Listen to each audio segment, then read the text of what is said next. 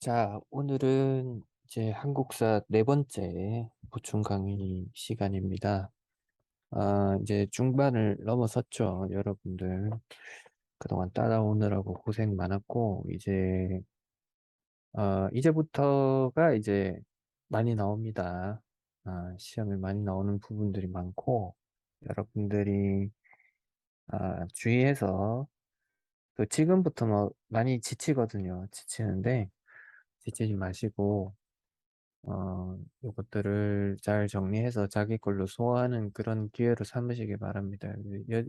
당연 한 이 정도 됐을 때 이제 많은 친구들이 나가 떨어지고 이런 경우들을 봤는데, 선생님이 이제 첫 시간에도 얘기했지만 썩기 신속기는 시험에 그렇게 안 중요해요. 나오긴 하는데 여기부터가 이제 중요하고, 그리고 이제 학생들 뭐 이렇게 1, 2학기 중간 기말고사 시험 친 거 이제 시험지들 가져오는 거 보면 1학기 때 시험은 참 다들 열심히 하고 이러기 때문에 잘 맞아요. 근데 이제 2학기만 돼도 막 풀어지고, 요 주요 과목 위주로 막 이렇게 하려고 하고, 한국사 이런 것들은 이제 등한시하려고 하기 때문에. 근데 이것도 수업 시수가 꽤 높잖아요. 3, 4가 되기 때문에 어 내신에서 굉장히 중요한 역할을 합니다. 그래서 여러분들이 결코 뭐 쉽게 포기하거나 이래서는 안 되는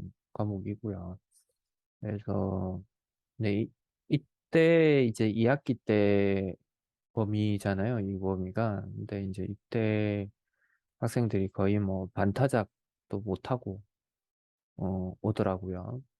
시험지들 받아보면. 물론 이제 선생님 수업을 들은 친구들은 잘 맞죠. 잘 맞아서 오는데, 그래서 이제 그렇게 되면 안 됩니다. 안 되기 때문에 지금부터 이제 정신을 바짝 차리셔야 됩니다. 지금 이제 흥선대원군, 그리고 일제강점기, 그런 광복 이후 뭐 이 파트가 좀 사실상 거의 한 30에서 50% 한국사에서 그 정도 비중을 차지하기 때문에 잘 하셔야 됩니다. 아시겠죠? 잔소리 이 정도 하고 쏙 들어가겠습니다. 자, 64번 볼게요. 자, 위계처한 조선. 그래서 이제 조선이 이제 선생님이 정순, 헌철, 고순 그 마지막에 적었던 거 기억나시죠? 다시 한번 적어보면 정순, 헌철, 고순 이렇게 해서 태정대세, 문단세, 예성현종, 이명성, 광인호연, 숙경영 이렇게 가는데, 숙경영, 정순, 헌철, 고순. 근데 이 정조 때, 정조 임금 때 이제 잘했으면 우리나라가 이제 세도 정치를 맞이하지 않았을 텐데, 이제 노론소론의 분열, 그리고 당파싸움이 휘말릴 수밖에 없었던 정도의 어떤 그런 것들, 그리고 이제 순원철 세도 정치를 맞으면서 우리나라가 위기에 빠집니다. 그러면서 이제 어린 고종이 왕위에 올라가게 되는데, 이제 세도 정치가 이어질 것이라고 판단한 거예요. 이 안동 김씨 세력에 있어서는. 근데 이제 어, 고종 뒤에는 우리가 몰랐던 흥선대원군이라는 사람이 있었어요. 그래서 오늘 흥선대원군 뭐 수업도 했지만 흥선대원군에 대해서 조금 이야기를 더 해보겠습니다. 자, 이제 흥선대원군 집권을 할 무렵에 국내의 정세가 어땠냐. 그래서 이제 서양의 배들이 조선 앞바다에 나타나기 시작했습니다. 이제 통상을 요구하는 거죠. 교섭을 하자. 그래서 이제 어, 우리 일반적인 배의 모습과 다르다라고 이제 이걸 이양선이라고 불렀습니다. 이양선 기억해 주시고, 자, 무역을 요구하는 걸 우리가 통상이라고 합니다. 그래서 통상을 요구했고, 여러분들 알다시피 영국과 프랑스 이런 서양 강대국들은 산업혁명에 성공한 상태였죠. 그래서 대량 생산된 자국의 상품을 내다 팔 시장들이 좀 필요했습니다. 그죠? 그래서 그런 시장들이 필요로 했고, 그래서 이제 눈을 돌리다 보니 사실 우리나라에 먼저 왔으면 좋았을 텐데 일본을 먼저 갔어요. 그래서 일본은 이제 메이지 유신을 통해서 자기들이 이제 그 개혁을 해 나가면서 나라를 바꿔 나갔고, 이제 그 이후에 이제 조선으로 오게 됩니다. 그 당시에 이제 국내 정치는 어땠냐. 삼정이 굉장히 문란했죠. 삼정은 따로 이제 설명도 안 하겠습니다. 그래서 이제 그 철종이 아들 후사가 없으니까 이제 고종이 왕위에 올랐습니다. 근데 이제 12살에 불과했기 때문에 아버지 흥선대원군이 정치에 올랐어요. 그럼 이게 이제 어떻게 되는 거냐. 그래서 영조부터 해서 정조, 순조 이렇게 쭉쭉 가는데 이 헌종, 철종, 그다음 고종이 오는데 이제 고종의 이 아버지인 흥선대원군이 이제 집권을 하게 되는 거죠. 그래서 대원군이 이제 집권을 하게 되는 거는 조선 왕조 역사에서 처음이었는데 왕이 후사가 없어서 후사 없이 죽어서 종친이 이제 왕위를 이어받을 때 새로 왕의 아버지로 호칭하는 말을 대원군이라고 합니다. 대원군. 자, 대원군은 집권을 하자마자 안동 김씨 세도 가문의 힘을 약화시키고 정치 세력을 다양하게 등용을 시켰습니다. 그래서 이 세도 정치 기반이 됐던 비변사를 폐지시키고 대전 해통을 편찬을 했습니다. 그리고 서원이 사림 세력의 기반이 돼서 향촌 자치와 뭐 이런 것들을 기반을 이뤘던 걸 기억하시죠. 근데 이제 아, 서원이 이제 600개 정도까지 늘어났어요. 그냥 원래는 그 정도 숫자가 아니었는데 그래서 나라를 좀 먹는다고 생각을 하고 이거 마을 7개로 정리를 했습니다. 그래서 토지와 노비 이런 것들을 몰수하고 양반 유생들의 횡포를 근절시키고 그리고 양반들은 이제 특혜를 갖고 입고 있었죠. 자신들이 이제 음 그러니까 군포를 내지 않았죠. 군대도 안 가는데. 그래서 이제 그런 군포를 걷기 시작했습니다. 들어보면 당연히 지배 세력이 싫어할 만한 일들을 도맡아 했죠. 그래서 양반들의 반발을 사게 됐고 삼정의 문란을 바로잡기 위해서 이 공물을 빌려주는 기관 우리 이제 환곡이 삼정에서 굉장히 문란해서 많이 문제가 되었죠. 그런 것들을 바로잡는 사창제도 시행을 했습니다. 자, 임진왜란 때 불타버린 경복궁을 새로 지은 것도 흥선대원군입니다. 그래서 이제 여기까지는 좋았는데 이제 경복궁을 지으면서 민심이 좀 악화됩니다. 그래서 이제 이 과정에서 백성들을 막 이제 저기 경복궁을 짓는데 동원을 많이 하고 또 그리고 당백전이라는 것을 발행을 했죠. 그래서 그리고 강제키 부금이 원답전도 걷고 그래서 이런 것들을 함으로 인해서 이제 에, 비난을 많이 사게 됩니다. 그리고 이제 조선 후기에 천주교가 들어오는데 이제 천주교 신자들을 박해했습니다. 그래서 이 신유박해라는 게 1801년도에 처음으로 발생을 하게 되는데 그래서 이제 많은 천주교 신자들도 처형하고 프랑스 신부들도 죽였습니다. 그래서 이 양산을 보내서 통상을 요구하던 프랑스가 이를 구실로 삼아서 이제 우리나라에 들어오게 되는 거죠. 그래서 이제 1866년에 신유박해하고는 달리 병인년에 또 죽입니다. 그래서 병인박해가 일어나고 병인박해가 일어나자마자 이제 프랑스에서는 이제 침략을 합니다. 그래서 그거를 이제 우리가 병인양요라고 배웠죠. 자, 그리고 1871년에 미국이 강화도에 침략을 해옵니다. 이때는 이제 똑같은 일이 1866년에 똑같은 해에 이런 일이 있었는데, 그러니까 병인 박해도 일어나고 제너럴 셔먼호 사건도 일어납니다. 제너럴 셔먼호는 무역을 요구하면서 평양의 백성들을 약탈하고 행태폐를 부린 일이 있었는데, 이때 이제 분노한 백성들과 군인들이 제너럴 쇼모노를 불태워버렸죠. 그래서 이제 이런 일들이 있었는데, 그래서 이제 통상에 응하지 않았죠. 그래서 이제 66년에 일어나고 71년에 미국이 이제 강화도로 침략을 해옵니다. 그래서 이제 흥선대원군이 전국 각지에 이제 척화비를 세웁니다. 그래서 척화비라는 것은 뭡니까? 이제 어 외국이랑 이제 통상을 하지 않겠다 이런 거죠. 그래서 통상 수교국 거부 정책을 실시하게 됩니다. 근데 이제 당시 세계는 사실 크게 변화하고 있었기 때문에 수교를 하는 게 맞았죠. 결과적으로는. 그래서 우리가 이제 그런 것들을 외국의 접근을 이렇게 막는 것이 이제 한 3, 40년 정도 되다 보니까 서양 선진 문물을 받아들이는데 큰 걸림돌이 됐습니다. 지금도 뭐 예를 들어서 보면 우리가 어떤 기술이나 이런 것들을 이제 1 년, 2 년만 늦더라도 굉장히 큰 어 격차가 생기잖아요. 그죠?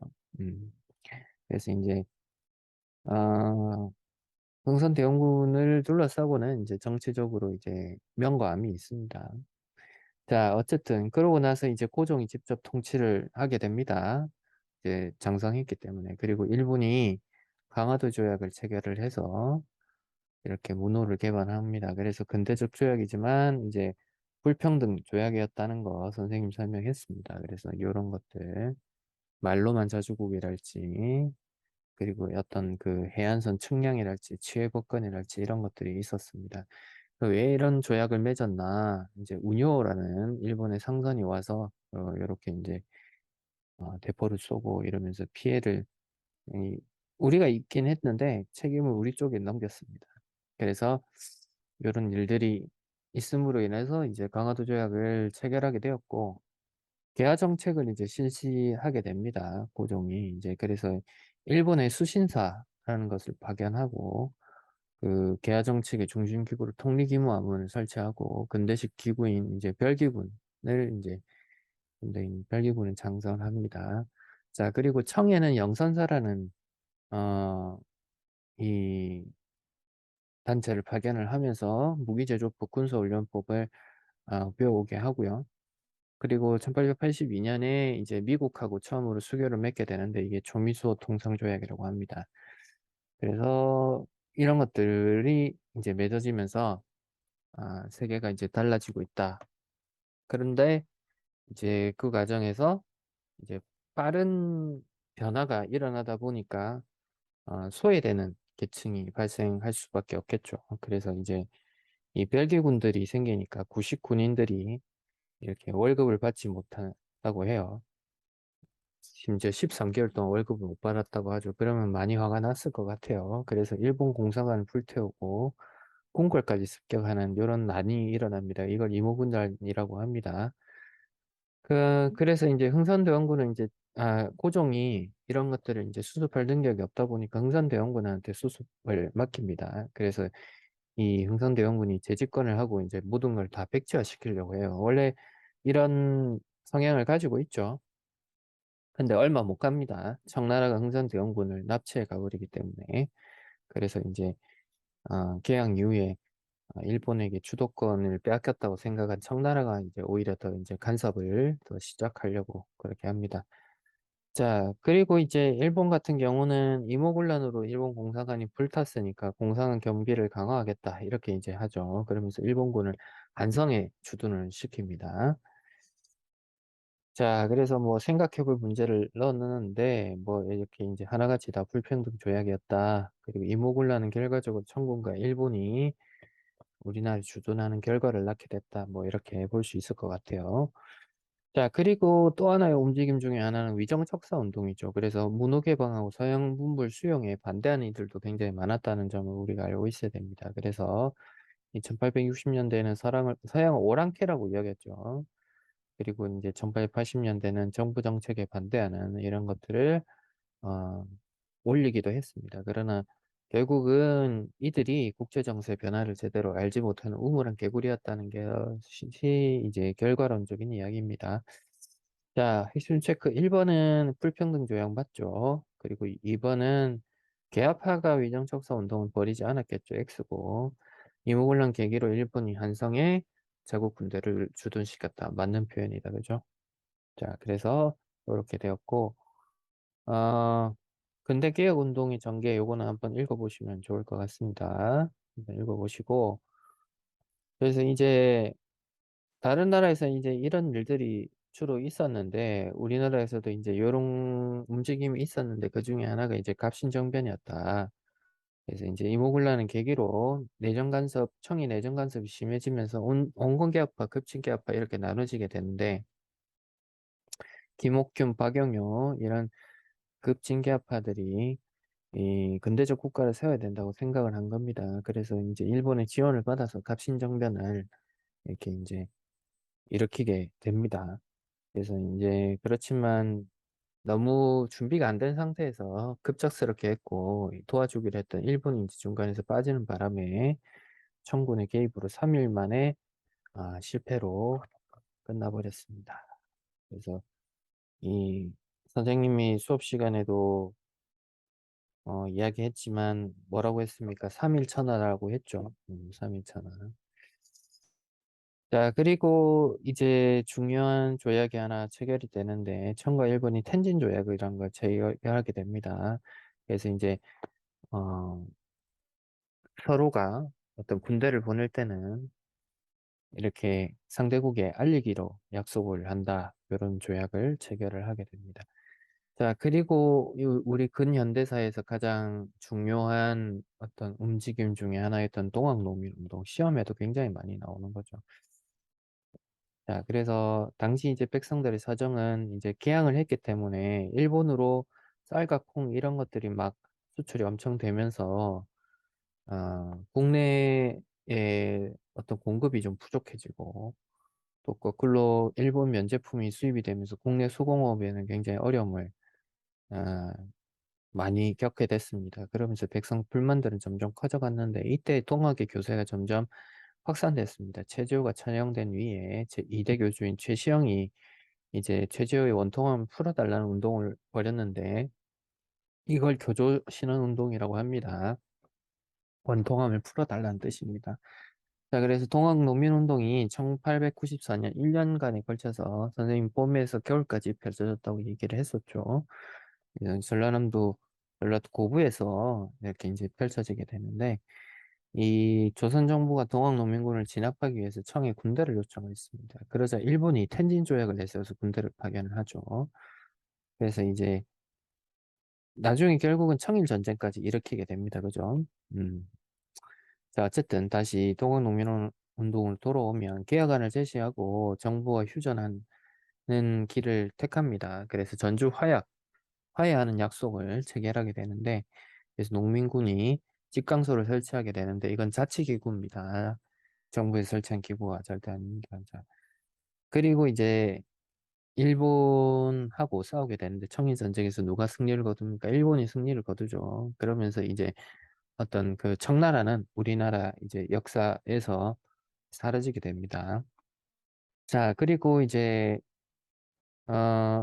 2차 봉기가 일본군을 몰아내기 위해서 이제 나오게 되지만은 결국은 패배하게 되죠. 우리 무기가 그때도 얘기했지만 뭐 우리 무기라고 할 것이 뭐 곡괭이 뭐 도끼 뭐 이런 거 정도인데 일본군들은 이제 총을 쏘고 있었기 때문에 100대 1로부터도 질 수밖에 없죠.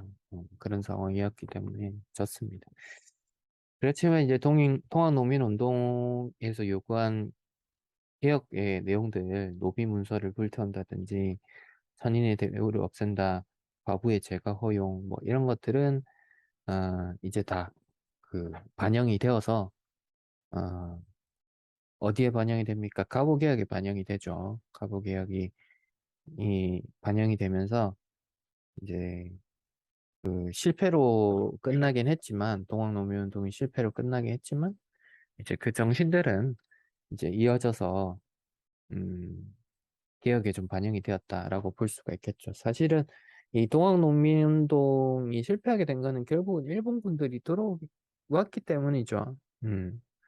그래서 이 고종의 어떤 여러 가지 실패들이 있는데 사실 외교적으로 실패를 하는 경우들이 많습니다. 그래서 동학농민운동의 어떤 그런 농민군들의 역량을 잘 결집을 해서 우리가 사실 임진왜란을 역사에서 배웠지만 임진왜란을 이겨낼 수 있었던 게 관군들, 이순신 장군, 뭐 권율 장군이 잘한 것도 있지만 각지에서 이제 의병들이 일어나서 그 막은 것들이 굉장히 컸잖아요. 그래서 우리나라가 이제 식민지가 되지 않으려고 하려면 사실 백성들이 좀 똘똘 뭉쳐서 이렇게 하는 것들이 좀 필요했는데 이제 동학농민운동에서 일본군들에 의해서 완전히 제압당하면서 이제 그런 동력이 사실상 이제 거의 상실되다시피 했다고 봐야 되죠. 그래서 그런 부분들이 이제 어떤 그 굉장히 큰 아쉬움으로 남지 않나 이렇게 싶습니다.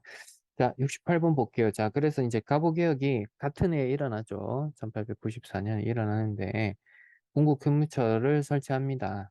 그래서 과거제 신분제를 폐지를 하고 과거의 재혼 허용합니다. 자 그리고 이 새로운 내각이 홍범 14조에 담아서 발표를 하는데 이 팔도로 23부 개편, 재판소 설치, 사법권 독립 이런 것들, 근대적 교육개혁 이런 것들을 추진을 했습니다. 자, 갑갑 붙은 거 10년 차이 나는 거 수업 시간에 설명했죠. 자, 을미사변이 이제 갑오개혁 1년 뒤에 일어납니다. 자, 그래서 청일 전쟁으로 이후에 이제 일본 간섭이 심해지는데 우리가 이제 수업 시간에 배웠던 삼국 간섭을 통해서 러시아 힘이 강하다는 것을 이제 우리 조선이 알게 됐죠. 그래서 조선이 러시아를 이용해서 일본 간섭 벗어나려고 했는데 그래서 친일 선양의 관료들도 다 몰아냅니다. 그래서 일본이 이런 중심에 왕비가 있다고 생각하고 명성황후를 시해하는 사건이 일어나게 되죠. 자, 그래서 이를 계기로 김om진 내각이 들어서게 되는데 그래서 을미개혁이 3차 개혁이라고도 하고 을미개혁이라고도 하는데 뭐 중요한 것들은 단반령 실시가 가장 이렇게 눈에 띄는 정책 중에 하나죠. 자, 그리고 이제 명성황후인 아내가 죽었기 때문에 고종 입장에서는 이제 목숨의 위협을 느끼게 되죠. 그리고 특히 유생들이 단발령에 굉장히 반발을 해서 의병을 일으키게 됩니다. 그래서 곳곳에서 친일 관리랑 일본인을 살해하는 이런 일들이 발생했고, 그래서 이 고종이 러시아 공사관으로 피신하게 되는 이런 일이 발생을 하게 됩니다. 이제 아라사의 러시아 아자, 관자, 그리고 파천의 임금이 피난한다 이런 뜻입니다. 자, 그래서 아라간 파천으로 인해서 일본의 영향력이 줄어들고 러시아 영향이 커지는 가운데 러일 양국이 세력이 균형을 이루어지게 됩니다.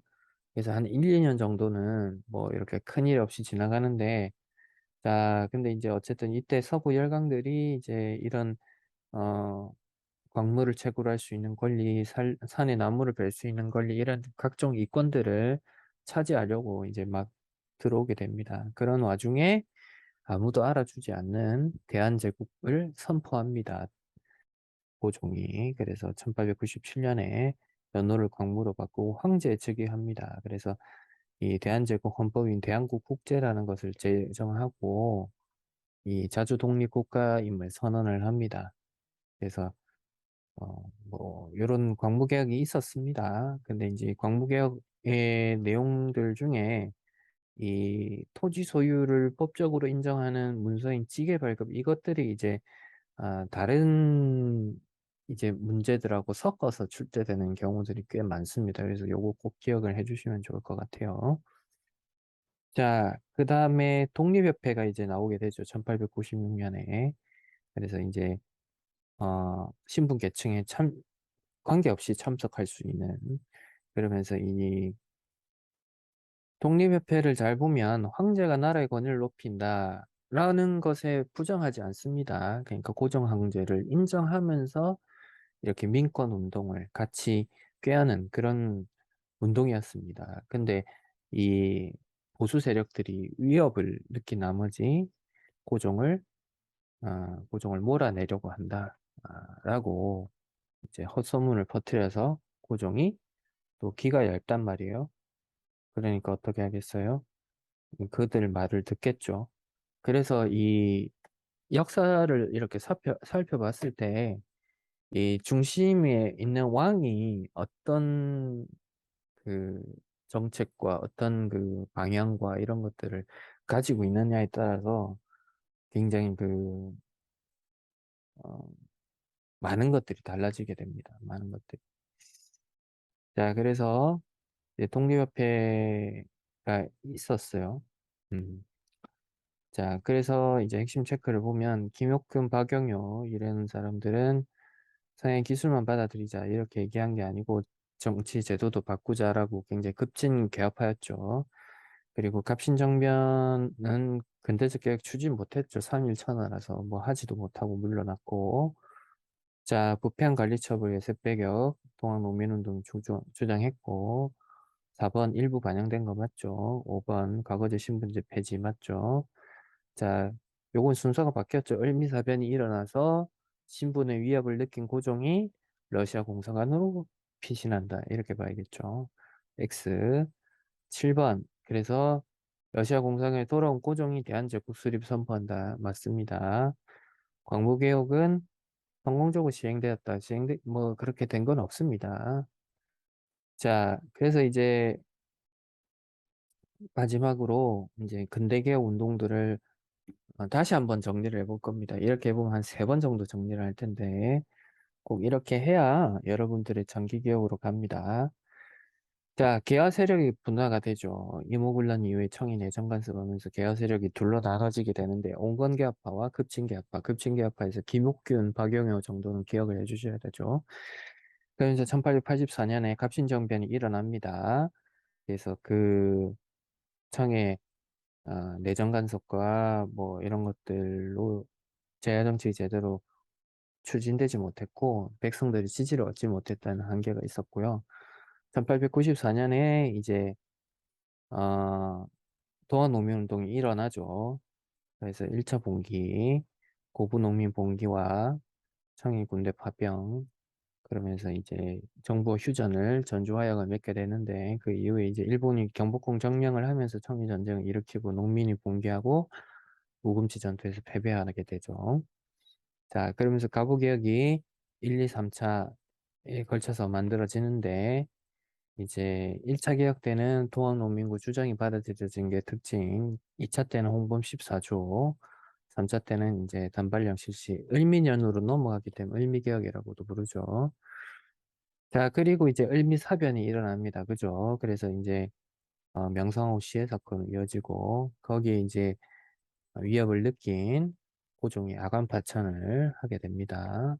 그러고 나서 돌아와서 대한제국을 수립을 하게 되고 이 토지 소유를 법적으로 하는 문서치계 요거 발급했던 거 기억하시고 그리고 독립협회가 이제 추진이 돼서 만민공동회 이런 것들이 꾸려지긴 했으나 보수 세력의 모함으로 고종이 해산 명령을 내렸다 이렇게 봐주시면 되겠죠. 자, 일본의 국간 침탈 과정을 봅시다. 그래서 이제 러일 전쟁이 드디어 발발하게 됩니다. 청일 전쟁이 우리 그 갑오 개혁이 어, 벌어지고 동학농민 운동이 벌어지고 있을 때 어, 청일 전쟁이 벌어졌고 러일 전쟁은 이로부터 10년 뒤인 1904년에 러일 전쟁이 벌어지게 됩니다. 두 전쟁 다 누가 이겼다? 일본이 이겼죠. 그래서 요거를 기억을 좀 해주시고 자 그리고 나서 이제 한일의정서라는 걸 체결을 하게 되죠. 그래서 한일의정서의 중요한 내용은 군사 전략상 필요한 대한제국 영토를 마음대로 사용할 수 있게 된다 이렇게 되죠. 자 그리고 제1차 한일 회박을 강제로 맺게 되는데 이제 재정고문 외교고문 재정고문의 그 일본인 외교고문의 스티븐슨 이렇게 오게 됩니다. 그죠? 자, 그 다음에 가스라 데프트 미략, 제2차 영일동맹 이런 것들 있고, 그리고 1905년에 을사늑약이 강제로 체결이 되죠. 그래서 일본이 설치한 통감부로부터 내정 간섭을 받게 됩니다. 그죠?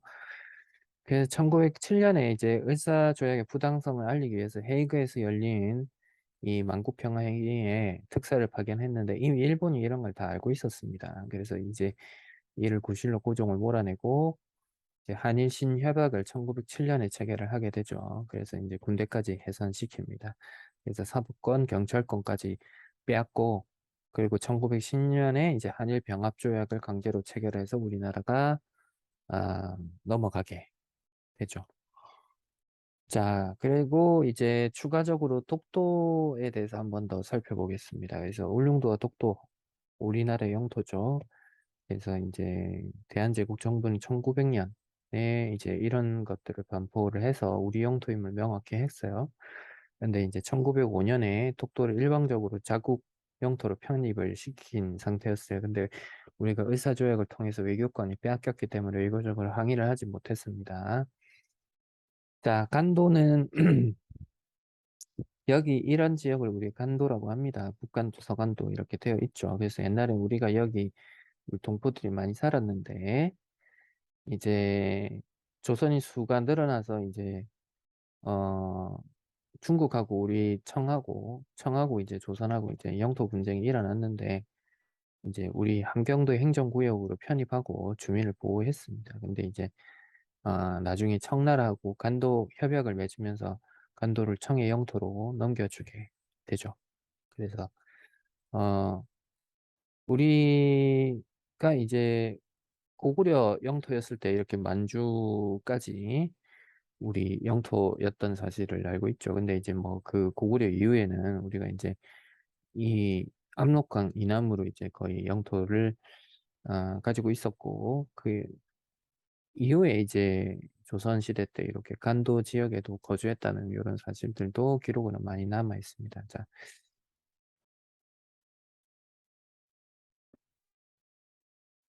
자, 문제풀이를 해보도록 하겠습니다. 자, 1번 문제 보시면 이제 고종의 즉위로 권력을 장악한이라는 표현이 나오죠. 그걸 통해서 우리가 흥선대원군이라는 걸 쉽게 추측할 수 있습니다. 그죠? 그래서 흥선대원군이 실시한 정책으로 옳지 않은 것을 고르는 문제입니다. 그래서 답은 1번이죠. 1번 속대전 편차는 영조 때 있었던 일입니다. 이것도 한번 체크해 주시고, 그 다음에 이제 호포제, 삼군부 부활, 경복궁 중건, 그리고 사창제 실시, 요것들을 다 흥선대원군이 실시한 업적이다. 이렇게 기억해 주시면 될 것 같아요. 자, 그 다음에 이번 문제는 이런 것들이 이제 내신에서 좀 굉장히 고난도로 이렇게 낼 때 출제하는 그런 문제들입니다. 그래서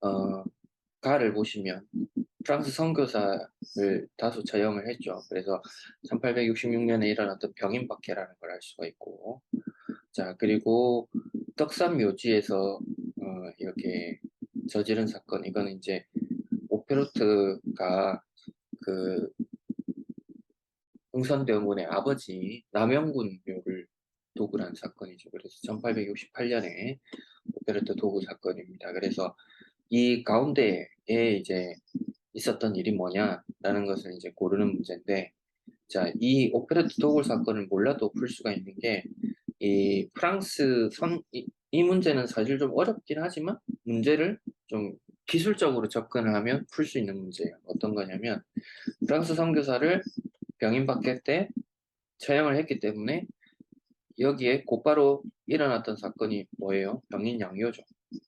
그러니까 프랑스 군대가 쳐들어온 거죠. 그래서 여기 보면 양원수 부대가 프랑스군을 물리쳤다라고 나오죠. 그래서 답이 4번이라는 거를 어, 좀 기술적으로 문맥상의 어떤 흐름에 따라서 이렇게 판단을 해보면 요거를 답으로 고를 수가 있습니다. 그래서 요 1번 같은 경우는 신미양요를 얘기하는 거죠. 그리고 흥선대원군이 척갑이 건립한 것도 요 신미양요 이후에 있었던 일이고, 3번은 이제 문요 사건 다음에 강화도 조약이 일어났던 거, 요걸 얘기하는 거겠죠. 자, 그리고 3번의 조약은 일관을 보고 강화도 조약이라는 걸 판단할 수도 있겠죠. 평등한 권리를 부여한다. 면목상 이렇게 있었던 거고, 또 해안을 측량하는 것, 이런 것들을 강화도 조약에서 이렇게 아, 있었죠. 조항으로. 그래서 답은 5번이죠. 부산 회에 투고 당고가 개항되는 결과를 가져왔다. 이렇게 보면 좋을 것 같고요. 그 다음에 4번은 성이 이제 내지로 들어가고자 할 때에 이제 허가증을 받고 이제 그 상행위를 할 수 있게 되죠. 그래서 이렇게 하게 된 게 원인이 뭐 때문이었습니까? 이모군란 때문이었죠. 그래서 이모군란의 결과로 일어났던 게 뭡니까? 조청상민 수륙 무역 장정이겠죠. 그래서 요거를 기억을 해 주셔야 됩니다. 그래서 그렇게 조청상민 수륙 무역 장정이 체결이 되고, 그래서 그 청나라 상인들이 조선 땅에서 상행위를 할 수 있게 되면서 결과가 뭡니까? 개항장들 객주의 활동이 위축되는 그런 결과를 가져왔다. 이렇게 보면 되겠죠. 자, 5번은 이제 요 개화 정책의 추진들을 보면 되는데, 당시에 이제 안중근 의사에게 살해당했더니 또 위로부미도 만나고 이렇게 했었는데 1876년입니다. 그래서 신식 근대기관 근대시설을 시찰했던 수신사가 있었고, 그리고 이렇게 김윤식이 대표로 파견됐던 거는 영산사입니다. 그래서 수신사와 영산사에 대한 설명으로 옳은 것은을 고르는 건데 답은 4번입니다. 그래서 영산사가 파견된 결과로 이기창 설립이 계기가 되었다. 해외도마부 요청으로 파견된 건 통신사입니다. 그래서 수신사하고 통신사하고 헷갈리면 안 돼요. 그래서 임진왜란 직후에 도쿠가 이에야스 에도마부가 들어서고 난 뒤에 이렇게 이제 파견된 건 통신사, 그 다음에 개화정책 할 때 파견된 건 수신사 이렇게 보시면 됩니다. 자, 그리고 조미수 통상조약 체결로 파견된 건 보빙사입니다. 보빙사. 자, 그리고 대한제국은 1897년에 선포됐기 때문에 이거하고는 관계가 없죠. 자, 그 다음에 6번 보겠습니다. 그래서 이 가는 조선책략이라고도 나와 있고, 그 조선책략의 주요 내용이 수업 시간에 설명했지만 친중국, 결일본, 연미국입니다. 연미국. 그래서 그런 것들이고, 나 같은 경우는 이 이만손이 영남 만인소를 통해서 이제 뭐 외교를 해서는 안 된다. 그래서 척화를 해야 된다. 이런 내용을 이야기하는 거죠. 그래서 답은 2번입니다. 미국과 외교 관계를 맺어야 된다. 답은 2번으로 보시면 되고, 1번은 1870년대에 있었던 외양 일체론을 얘기하는 거고, 러시아의 교섭관이 했던 거는 갑신정변 직후 이렇게 보시면 되고, 유일종과 부들라가 이 중립국 선언을 했던 거 기억을 하시면 좋을 것 같습니다.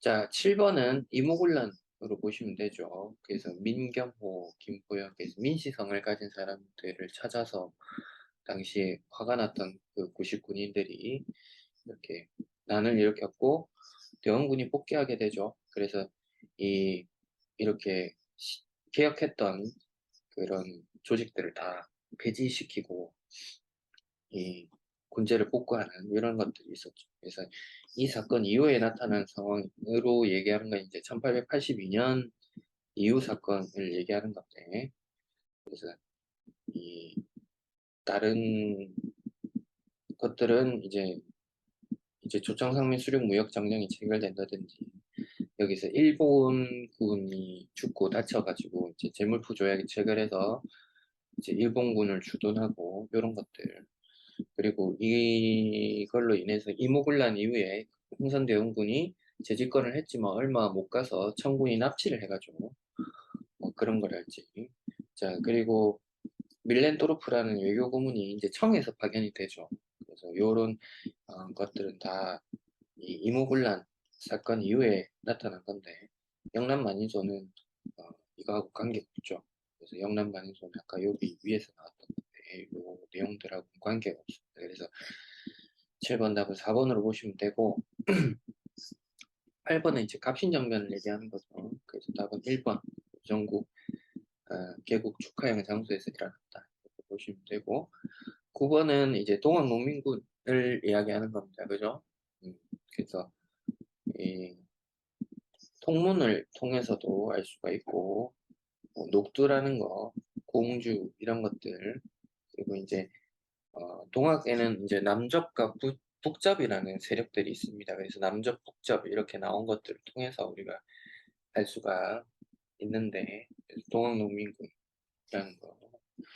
그래서 답은 5번이겠죠. 보국안민, 그래서 나라를 보호하고 백성을 안전하게 한다 이런 뜻으로 이렇게 일어났다 이렇게 보시면 좋을 것 같고, 10번도 동학농민운동이죠. 그래서 답은 5번 이렇게 노비문서를 소각하고 백정의 평양갓을 없애야 한다 이렇게 보시면 될 것 같습니다. 자, 11번은 이제 제2차 가부개혁을 이야기하는 겁니다. 그래서 이 왕실사무, 국정사무를 서로 혼동하지 않고 탁지 아무니 관할한다든지 이런 것들이 이제 2차 가부개혁인데 1, 2차를 이제 구분하는 게 이제 조금 힘들고 어렵게 느껴질 수도 있어요. 학생들에 따라서. 그래서 이제 학교 내신이 어떻게 이제 내느냐에 따라서 그런 것들을 좀 체크하셔가지고 잘 보시면 되는데, 자, 일단은 그래서 2차 가보 개혁 때 홍범 14조 이런 것들을 발표하고, 뭐 간성 사범학교랄지 한성학교 이런 것들을 이제 만들게 되죠. 그래서 그런 그 발판이 되었던 게 요 제2차 가보 개혁이었다, 이렇게 기억을 해주시면 될 것 같습니다. 자, 그리고 12번을 보면, 자, 가는 이제 러시아의 삼국 간섭을 얘기하는 거겠죠. 그래서 시모노 세키 조약을 통해서 이제 요동반도와 타이완을 일본이 이제 차지하게 되는데, 그 이게 이제 청일 전쟁 때문에 이렇게 시모노세키 조약을 맺게 됐죠. 근데 이제 러프독이라고 하는 이제 삼국이 나타나서 일본을 압박하니까 요동반도를 청나라에 반환할 수밖에 없죠. 그래서 이제 1895년에 이런 러시아의 힘을 우리가 이제 조선이 느끼게 되고, 그래서 조선이 살 길은 러시아하고 친하게 지내겠다라고 생각을 해서 이제 친러 정책을 펴죠. 그래서 친일 관료들을 다 몰아내고 막 이런 게 하게 되는데, 근데 그게 이제 일본에게는 굉장히 아프게 다가온 거죠. 그래서 그걸 이제 주도하게 된 사람이 누구냐를 봤을 때 이제 왕비가 명성황후가 했을 것이다. 그래서 이제 명성황후를 시해하는 어떤 사건입니까? 을미사변이 일어나죠. 그래서 을미사변이 1895년에 일어나죠. 가보개혁은 1894년이고, 그죠? 그래서 이렇게 시해하는 사건이 일어나고, 그러면서 이제 그 이후에 어떻게 합니까? 자신의 목숨에 위협이 느껴지니까 고종이 이제 도망을 가죠. 그래서 러시아로 가게 됩니다. 러시아의 공사관으로 가게 되는데 그걸 아간파천이다, 이렇게 부르게 되죠. 그래서 요 가나사의 시기에 있었던 일을 고르는 건 리은은 이제 쉽게 골랐을 텐데 디귿을 고르기가 조금 어려웠을 수 있습니다. 그래서 요 것들은 신이 대 진인되는 이제 가보 을미 개혁을 하면서 이제 했던 내용들이거든요. 그래서 그렇게 봐주시면 되고, 국외 중립선은 97년도에 한다라고 알아주시면 될 것 같아요. 그래서 일단 답은 3번으로 봐주시면 될 것 같아요. 자, 그리고 13번을 보면 독립문이라는 것이 나오죠. 그래서 이제 이거를 통해서 독립협회가 이렇게 주도한 단체겠구나라는 것을 알 수가 있고, 그래서 답은 이제 니은 리을, 그래서 답은 4번으로 보시면 될 것 같아요. 그래서 의회 설립운동 주도했고 민중 계몽을 위해서 토론회와 강연회 개최를 했죠. 그래서 그걸 우리가 만민공동회라고 하죠. 그래서 요런 것들 기억을 해주시면 되고, 자, 요 정도 난이도는 충분히 출제가 가능합니다. 내신이든 수능이든. 그래서 기억의 국채보상 운동 주도한 거는 서성재 김광동이었고, 그리고 공화정책, 이 근대국가 수립은 신민회입니다. 그래서 이제 이런 공화정 이런 것들이 이제 등장을 해서 독립협회로 볼 수도 있는데, 신민회가 했다는 거를 확실히 더 알고 가시면 좋을 것 같아요. 자, 그 다음에 14번을 보면 이제 우리가 계속해서 이야기했던 어떤 그 사건들의 나열, 그런 것들이 이제 나오는데 하나씩 차근차근히 풀어보면 됩니다. 그래서 가 같은 경우는 을미사변이죠. 그래서 1895년이라는 걸 우리가 알 수가 있고, 시모노세키 조약 이후에 이렇게 했던 거는 삼국 간섭입니다. 근데 이제 같은 연도에 일어났기 때문에 뭐가 앞이고 뭐가 뒤인지 이제 그거를 이제 좀 헷갈려 할 가능성이 있습니다. 그래서 일단 넘어가고, 자, 고종 황제가 즉위하게 된 거는 이제 1897년도에 이제 일로 알고 있으면 되고요. 자, 그리고 아간파천은 1896년이겠죠. 굉장히 이제 촘촘하게 이제 낸 건데, 요런 게 이제 진짜 어렵게 낼 때는 요 정도까지 됩니다. 요 정도까지는 안 내는데. 자, 그러면 이제 가나를 우리가 이제 인과관계를 통해서 선생님이 이제 인과관계를 통해서 역사를 좀 알고 있어야 된다라는 얘기를 많이 하죠. 그러면 이제 가가 먼저일까 나가 먼저일까 우리가 쉽게 판단할 수가 있는데 왜 그러냐면 삼국 간섭이 러시아 영향력이 세다는 걸 보여준 사건이죠. 그래서 뭐예요? 고종과 명성황후가 친러 정책을 추진하게 되죠. 그래서 그런 친러 정책을 추진하니까 그것을 못마땅하게 여긴 일본이 일으킨 사건이 을미사변이죠. 그러면은 나가 먼저 오고 그다음 가라는 걸 알 수가 있겠죠. 그래서 나가 다라 이렇게 나가 라다 이렇게 가야겠죠. 나가 라다. 그래서 그렇게 가면 되겠죠.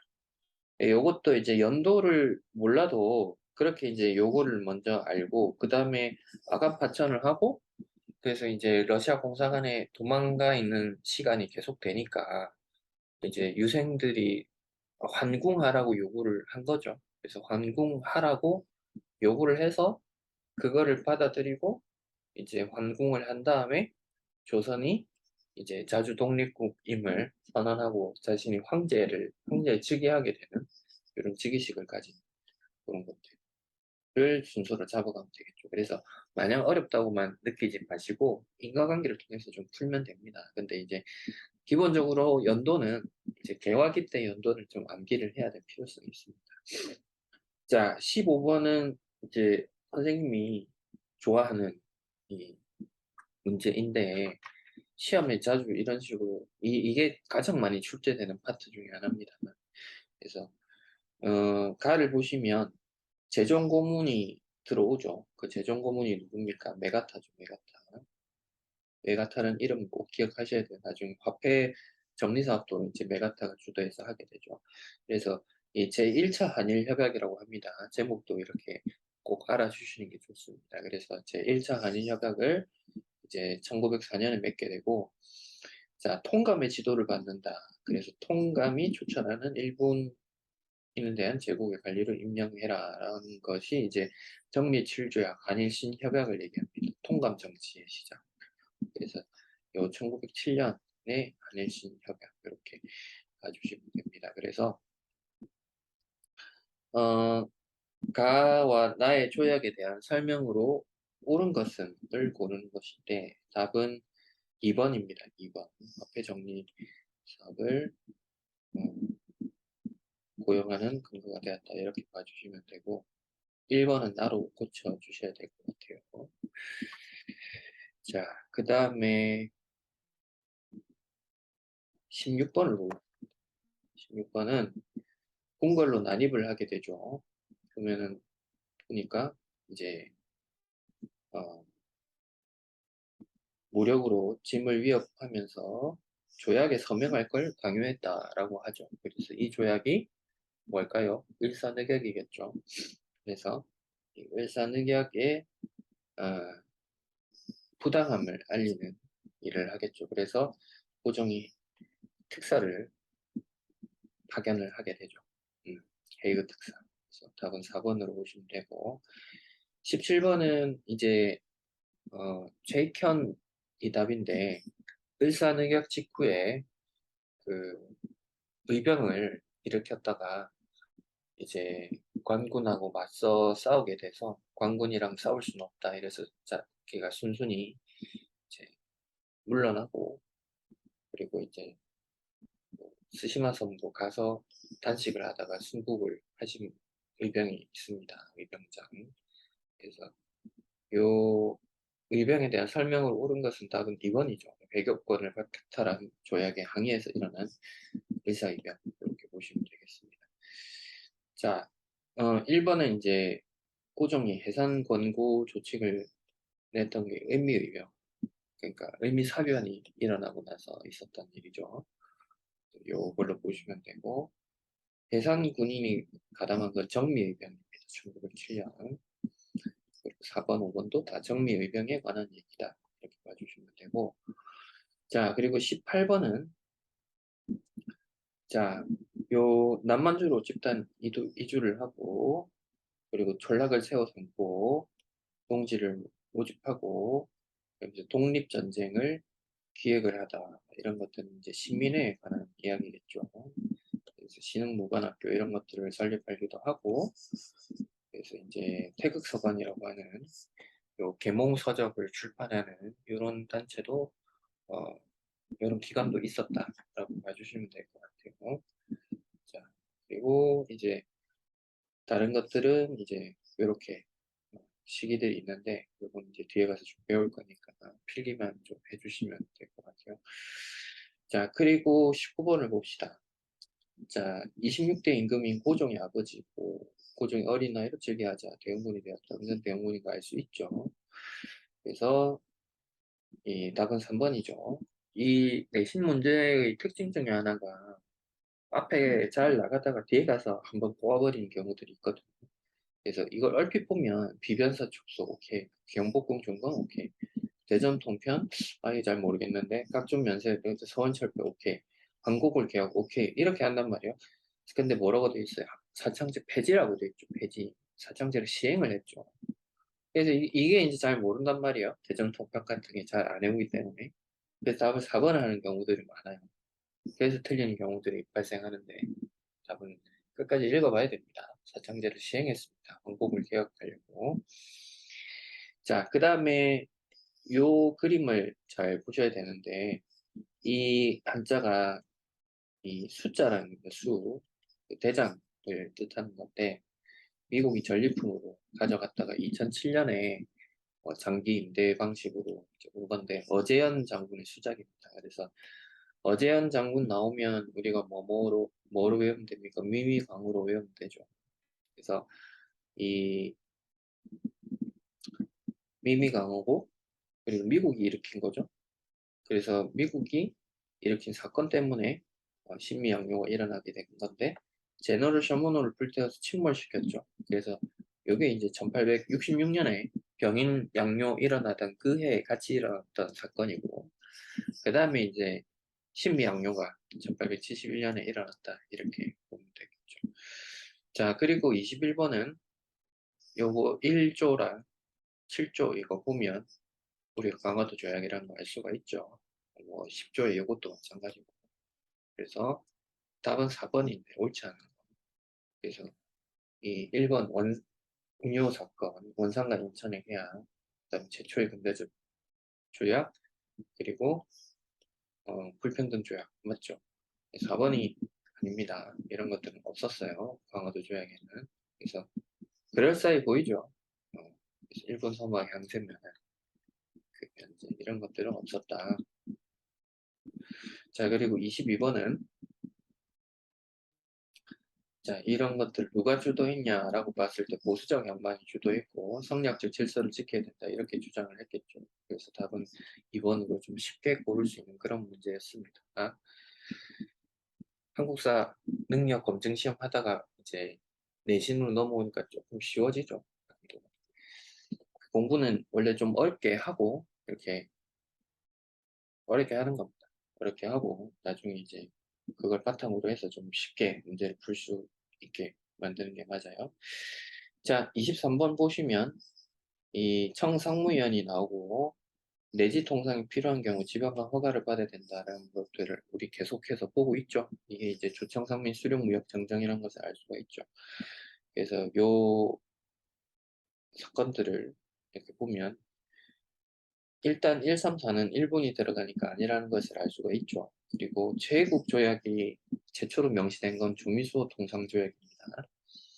그래서 답은 2번인데 문제 자체가 아주 좋다고는 볼 수는 없어요. 사실은 이제 청나라가 들어옴으로 인해서 객주 같은 이제 상인들이 이제 피해를 좀 입고 또 그렇게 뭔가 활동들이 위축되는 결과를 가져온 것이 맞는데 당연히 일부 상인들은 부를 축적하는 사람들도 있었겠죠. 청상인들하고 가까이 지냈다. 그렇기 때문에 답이 다른 게 이제 다 아니고 그나마 이제 가장 적절한 건 2번이라서 2번이 답이긴 합니다. 그래서 틀린 내용은 아닌데 그 이제 주된 내용은 아닙니다. 이야기할 수 있을 것 같고요. 24번은 이제 외국인 교사 초빙하는 곳이 어디였냐라는 것인데 3번입니다. 유병동원 이런 것들도 굉장히 디테일하게 이제 낼 때 요 정도까지 낸다는 거. 자, 그리고 원산학사는 최초의 군대식 사립학교 이렇게 봐주시면 될 것 같고요. 자, 그 다음에 25번은 다음 신문이 실린 곳에 대한 설명으로 옳은 것을 물어보고 있죠. 그래서 답은 5번으로 보시면 될 것 같아요. 그래서 독립신문이었다. 독립신문 적혀 있죠. 그래서 답은 5번. 서재필이 미국에서 공부를 하고 왔기 때문에 영문판을 만들었다고 볼 수가 있겠죠. 이 중에서 이제 중요한 거는 2번, 3번인데 영국인 베델이 내세워서 창단했던 게 대한매일신도입니다. 요건 기억을 꼭 해주세요. 중요한 이유가 이제 국제보상운동 이런 것도 적극적으로 참여를 했습니다. 왜냐하면 영국인이 있으니까 일본이 함부로 하지 못해서 그렇게 이제 할 수 있었다라고 우리가 볼 수 있고요. 자, 26번은 이제 그 국제 1,300만 원을 갚자라는 운동이 펼쳐진 거죠. 그래서 답은 이제 국제보상운동일 거고, 자, 미사고 문제인데 기억이 이제 그럴듯해 보이죠. 근데 대구에서 이거 한 겁니다. 그래서 이 한성으로 착각하시면 안 됩니다. 그래서 한성이 아니라는 점을 꼭 알아주시고, 그래서 답은 니은과 리을로 봐주시면 됩니다. 그래서 답은 4번. 그 다음에 요 가라의 사건은 순서대로 약간 심플하게 나왔죠. 그래서 이렇게 나오는 경우들이 들어있다라고 보시면 되는데, 이거는 이제 뭐 어떤 그 순서, 그러니까 내용에 대한 설명이 전혀 없이 이제 제목만 딱 나와 있기 때문에 제대로 알고 있어야 요거를 풀 수가 있겠죠, 문제를. 그래서 이제 가와 다가 이제 헷갈리는데 1866년, 1866년 같이 일어났기 때문에 이것이 어떤 게 먼저 일어났는지를 좀 알기가 어려울 수 있어요. 근데 이제 가장 먼저 일어난 게 미국의 제너럴 셔먼호 사건이 먼저 일어났다 이렇게 좀 봐주시면 될 것 같습니다. 그래서 그 다음에 이제 병인 양요가 일어났고, 그리고 오페르트 도굴 사건이 일어나고, 그리고 이제 신미 양요까지 일어났다 이렇게 봐주시면 될 것 같습니다. 그래서 이런 문제들도 심심찮게 나온다는 걸 봐주시고, 어, 요거를 이제 약간 뭐랄까요, 스킬적으로 좀 풀려고 하면 요 가와 다가 이제 같이 같은 해에 일어났다는 걸 캐치를 하면 이제 가나 다가 앞에 와야 된다는 거는 짐작할 수 있을 거예요. 그래서 5번은 당연히 날아가는 걸로 볼 수가 있고, 그리고 신미양요가 가장 늦게 된다는 것을 알 수가 있겠죠. 왜냐면 그 제너럴 셔먼호 사건이 가장 먼저 일어나고 신미양요가 가장 늦게 이 쳐들어오는 사건이 되는데, 그래서 뒤에 붙는 게 나으라고 볼 수 있겠죠. 그래서 답 5번이 아닌 걸 제외시키면 답이 딱 3번이 정확하게 남습니다. 그렇게 이제 이렇게 문제를 이렇게 뭐랄까요, 스킬적으로 풀 수 있는 그런 방법도 있습니다. 자, 그 다음에 28번은 이제 조선 책략에 대한 내용이죠. 이게 1880년대에 있었고, 그래서 이런 조선 책략이 퍼지게 됨으로써 조미수호 통상조약이 체결되었다. 이렇게 보면 되겠죠. 다른 것들은 관계가 없는 내용들이다. 이렇게 봐주시면 되고.